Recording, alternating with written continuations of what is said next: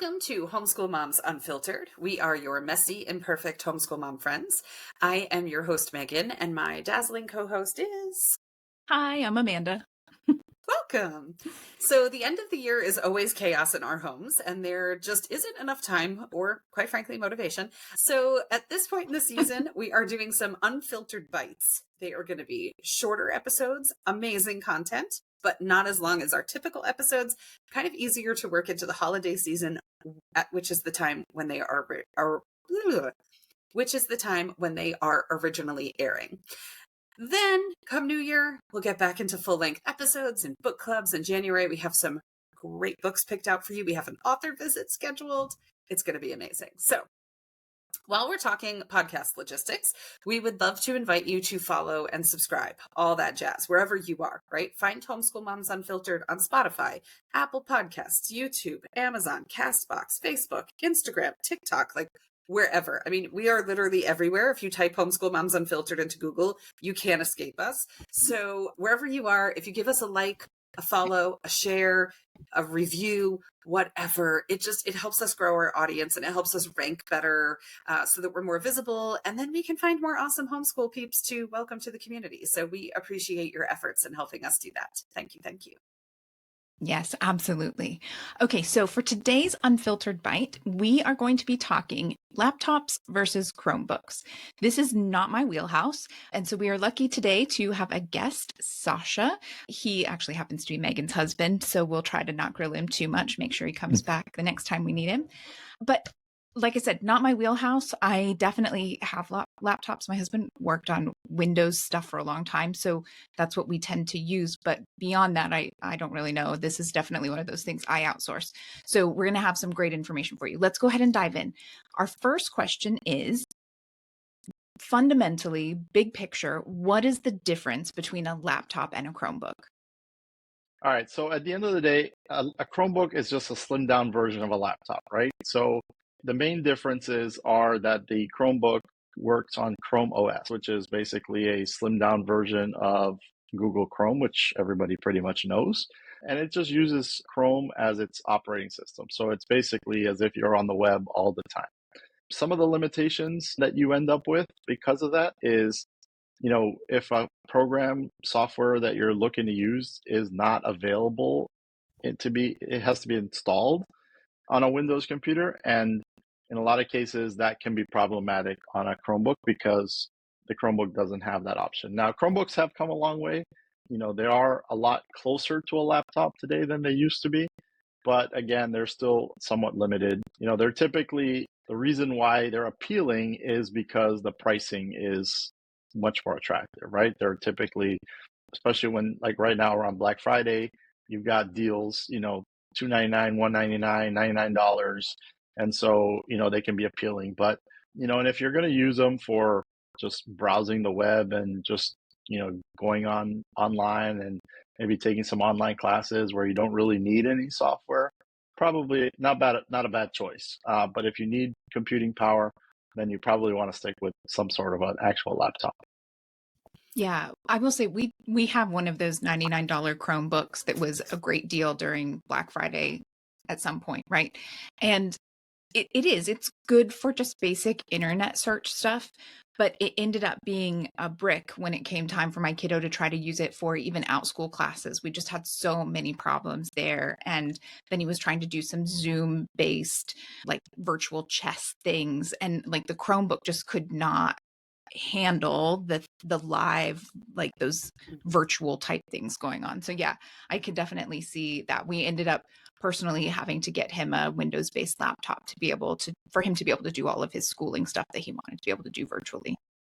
Yeah, even in our household, I mean, Megan will tell you that when we first started buying laptops for our kids or Chromebooks, we started perhaps with a Chromebook or even a budget friendly laptop, right?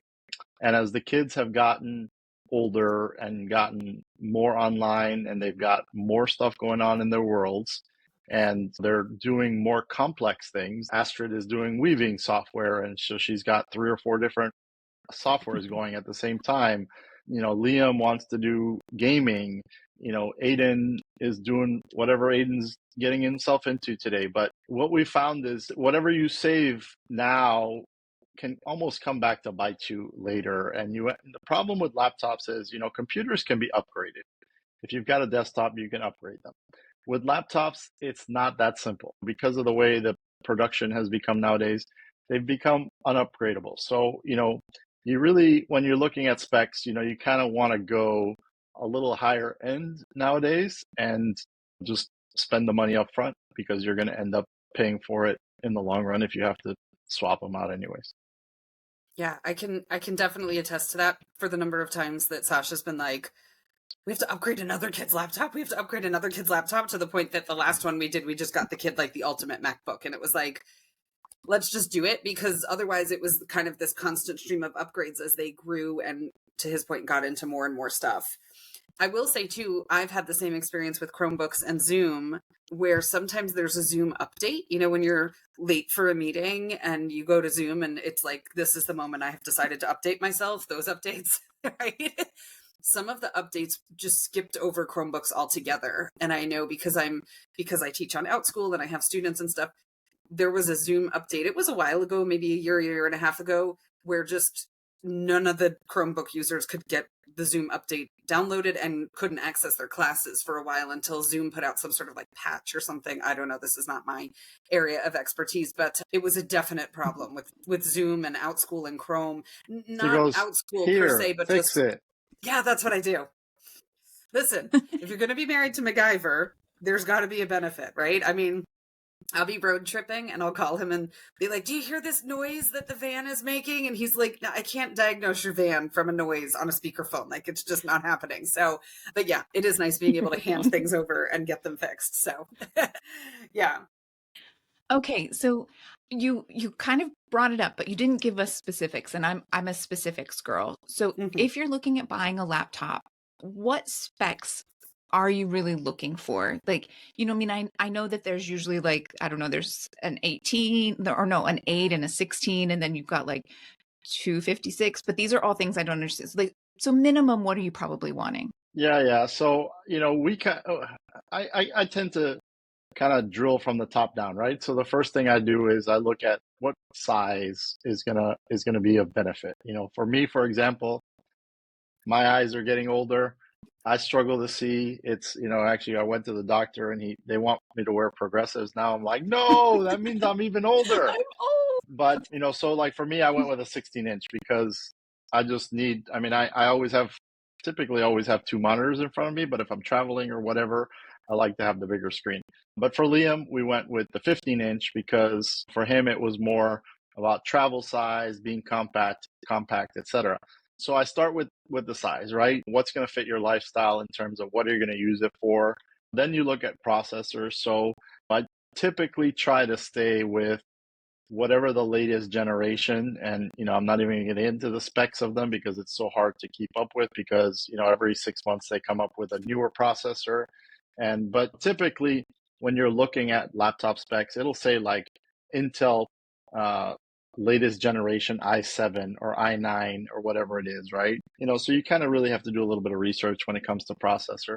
What I really like to focus on is more RAM, so more memory, and that's what's really going to affect the speed of the laptop. So I tend to try to get 16 gigs at least of RAM. That is, nowadays with all the more intensive software that's out there, it tends to be the minimum really that you want nowadays.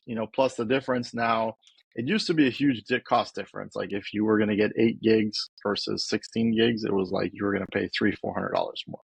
Now, it's almost become standard that now 16 is almost like the standard. And then you get into, like I think my MacBook has 32 or 30, so it really, it's not that much difference now when you want to get more RAM. And then lastly, hard drive, again, like for me, I'm not big on hard drive space, but my wife, she buys an extra hard drive like once a year because pictures and videos and everything else that you can imagine. A terabyte is pretty standard now. And then you want to go with a solid state hard drive. So solid state hard drive is going to be faster. There's no moving parts. So hard drives used to be very big and compact. In fact, I just upgraded the hard drive on her laptop, and it was literally a $50 stick. And so, it literally just clips in. So it's gotten more compact, and they're much faster. And again, the technology changes daily. I mean, I bought my MacBook, I don't know, 5 months ago, and now they've already come out with this year's version, which in MacBook world, they went from M3 chip to M4 chip. And what is really the difference between, is the average person going to notice the difference between the M3 Pro and the M4 Pro? Probably not. But yeah, so I like to stick with that. Then, I mean, when I didn't work remotely and had a full desk setup, I liked a laptop that also had the number pad built into the keyboard, which a lot of laptops don't have, but I'm really quick with the number pad. And so if I'm doing like a lot of Excel spreadsheets and things like that, the number pad's kind of nice to have. But nowadays you can also get really compact external keyboards and mouses but like for me, I'm always docked. I've got 2 laptops. I've got two big monitors. Very not like our 12-inch laptops that we have that we can easily stick in a backpack and hit the road with. Well, the other thing I was thinking too, when you said about Liam and portability and things like that, is we have a lot of people who have neurodivergent kids, and muscle tone is an issue for a lot of neurodivergent kids. And so that you have to factor in the weight of devices. And so that's kind of more my jam, and Sasha's more like technical side of things. And I'm more like, okay, but can he physically carry this in his backpack for a long day of travel or something? Because muscle tone issues are real for a lot of autistic kids and probably other neurodivergent diagnoses as well. So even when it comes to like Sasha's comments about the keyboard and the mouse and stuff like that, like really thinking about your kids' gross motor, fine motor, things like that, and what's going to work for them physically once you've hit all the specs, but what's going to be comfortable for them to use as well. So when I bought Liam's MacBook about a month ago, I took her with me and we went to the store, and I was like, you pick the size, I'll pick the specs. And that's how we actually ended up picking the one we picked. And we ended up with the smaller one, which I was kind of leaning towards for him, but I wanted to make sure that she decided because she was going to be the one with him traveling and stuff like that. I know my kiddo is fine with a smaller keyboard because he's only ever worked on smaller computers. But if he was coming from an actual, separate keyboard, I could see him having real problems with our little computer and the smaller keyboard. The keys are a lot closer together and things like that. So definitely worth going and actually looking at an actual, what you're thinking about doing and making sure it's going to work for you beyond the specs. So aside from the fact that you're an Apple snob, is there a particular brand that you favor or perhaps dislike? Is there a brand that's always going to be like my last pick? Like, I don't care how cheap it is. I don't want to touch that brand because of quality issues or service issues. Or maybe the same question also related to a particular feature. Like, is there a make or break feature for you when you're picking the laptops for our kids? Honestly, not really. And it's funny that you mentioned Apple snob because the truth is, yes, I've been stuck on iPhones for about 5 or 6 years now, mainly because of work. There was the compatibility with when everybody was using Apple to use Samsung or Android was just not there. So on the phones, I've been on an iPhone for 5 or 6 years now, actually 10 years. But the truth is, I grew up on a Windows PC. I actually grew up on DOS based. I mean, I started playing with computers when I was like 8. But at the end of the day, and I had never really given a Mac a look. And when I switched over to what I'm doing now, everybody in this world was using Macs. And what I quickly found was I was like, you know what, I think I'm gonna try a Mac. And so I bought the latest MacBook Pro, I bought a 16-inch MacBook Pro. And what I found is if you are an Apple user on your phone, the MacBook is so different. Everything that you do on your phone is almost like interconnected to your computer. So, like a message comes through on my phone and all of a sudden it pops up on my computer screen. Or I can transfer calls directly. The first time I had to record a classroom video, I literally picked up my phone and the MacBook goes, hey, you have a second camera. And so it had the camera on me. My computer camera was on me, and I was presenting a circuit class. And so the circuit board was on the table in front of me, and I needed a way to be able to show my face and talk and be able to also display the circuit board. And so literally the Mac just automatically said, hey, your iPhone is nearby. Do you want to use that as a camera? And so all of a sudden Zoom's got this like multi-camera thing going on, and it's like following my hands around the desk and stuff like that. And I was like, whoa, that's pretty cool.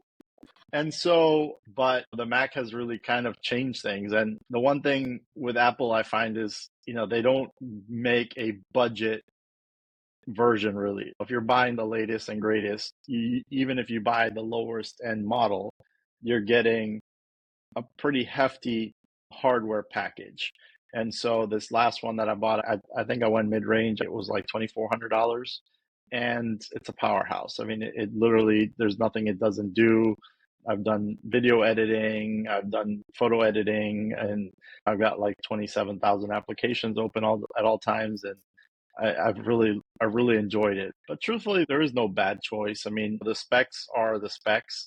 The only laptops I've really ever had a bad deal with is batteries getting like puffy. We had a couple of Dell laptops. I mean, part of it too is the kids, they leave them plugged in 24/7. And that's really not good for the devices. A lot of newer laptops have much smarter power management. So for example, mine, if I've got it plugged in all the time, it doesn't actually power everything all the time. It basically says, hey, because you're not really using much power, we're just going to disconnect it. It's plugged in, but it smartly works the battery to make sure that it optimizes the battery as much as possible. But that's another thing to look at when you're picking a laptop or a Chromebook or whatever, is what's the battery life? If you're going to be traveling a lot, was it something that you're going to have to plug in? So that's kind of putting it in a nutshell. My husband worked at both Sony and Toshiba, so I was waiting for you to call out one of those as like, I would absolutely never buy. Right? Like, oh. No, the truth is, the honest to goodness truth is, I mean, a lot of them share components. There's some components that only one or two companies make. I used to love when people are like, I'm going to go buy this new LG TV, or I'm going to go buy this new Samsung TV. And I'm like, you know that the Best Buy house brand is the exact same TV that's got a different name slapped on it? And that's the truth. I mean, yes, to a certain degree with laptops, it's probably not that simple, but components are components. I mean, you could end up with a bad Mac and have an issue, or you could buy the $299 Chromebook and have an issue, or either one could last you 10 years.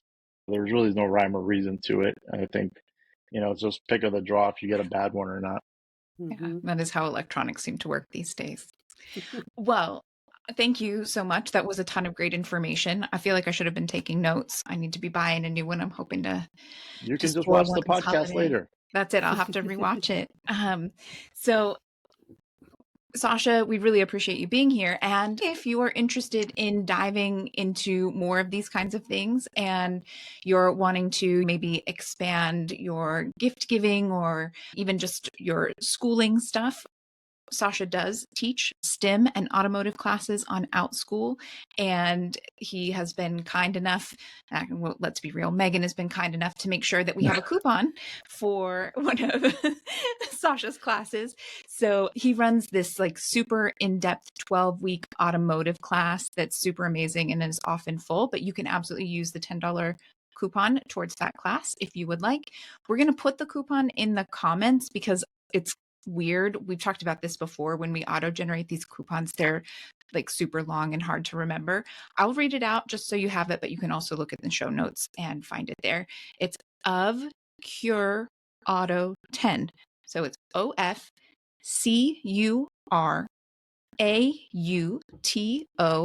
and then the number 10, so 10.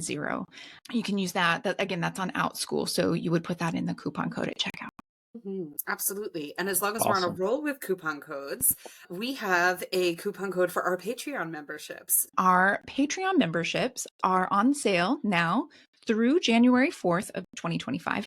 And so it's 50% off for your first month. So if you join the membership, you can use code BITE50, that's BITE 50, at checkout, and that will give you 50% off your first month. We'll have the code again in the show notes. And then there'll also be a description to our actual Patreon, so you can see all of the things that you get with the different levels. We're working really hard to build an awesome, inclusive, like-minded community of homeschool parents, and we would love to have you join us there. And that pretty much wraps us up for today. So I would love to say again, thank you, Sasha, for joining us. It may not have been quite so optional as Megan's husband, but we still appreciate the fact that you called in and gave us some great information. If you have any specific questions, those of you who are listening, you have some questions about laptops or Chromebooks, feel free to drop them in the comments. You can put them on any of our social media. You can DM us if you want it to be private, in case you're worried your kid might see you asking about their Christmas present or Hanukkah present. We're happy to answer. We'll loop Sasha in and make sure that we get you real answers, not my crazy answers. And yeah, that wraps us up for the day. So thank you so much for tuning in. We really appreciate it. And happy homeschooling. Have a great day.